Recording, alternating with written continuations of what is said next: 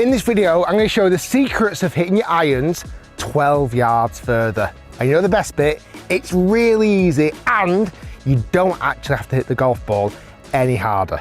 So you know what is one of the most frustrating parts of golf? You've hit a nice shot, let's say, or you're on a par 3, and you think, this is the club. I know I can hit this club to that flag. However, something like this happens, and you strike it, and you think, oh yeah, that's good. Oh, be the club. Yeah, it finishes miles short. And you're kind of left scratching your head and you're going, no, that was the club, I hit it well, surely that should have got to the flag. Well, good news, if that happens, the potential, we can get this club to that flag. We've just got to slightly change how we hit the golf ball, but honestly, it's not complicated. What's more likely happened on a shot like that is a player would have added loft. So I've got a 9-iron in my hand here. What's happened on that particular shot? I've increased the loft. So at contact, my shaft is either level with the golf ball or ever so slightly leaning back. Typically, the launch comes out a bit higher, but doesn't go anywhere near the right distance. And strike can be very inconsistent. However, if you look at the best players in the world, or players who do strike their irons further, they don't do that. Oh no.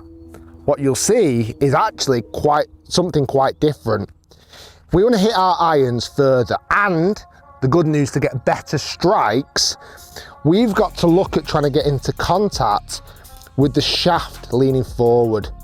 You might have heard terms like compression, or making sure you kind of drive the ball down.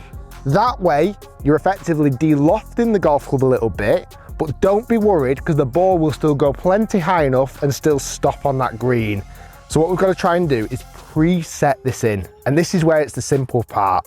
If I set up to my golf ball here now, and I've taken my normal setup, and a lot of golfers, rightly or wrongly, might think the shaft needs to be nice and straight. Let's change that idea. We want to preset the shaft so it's actually leaning forward. Notice how the butt end of my shaft is pretty much pointing towards my left pocket. Now that's a great preset and something that we want to try and get back into at contact. Not for 1 minute do we want to flick, not for 1 minute do we want to try and scoop the golf ball up in the air. We almost want to imagine this. Imagine placing a tee peg at an angle behind the golf ball. We've got to get this feeling we're going to be hitting down into that tee peg, down into the back of the golf ball, compress it, strike it. That's how you're going to get that extra distance. And if you do that with exactly the same club that I'm hitting now, this is more likely to happen. So I'm leaning that club forward and I want to get back into that position. Lead with the hands.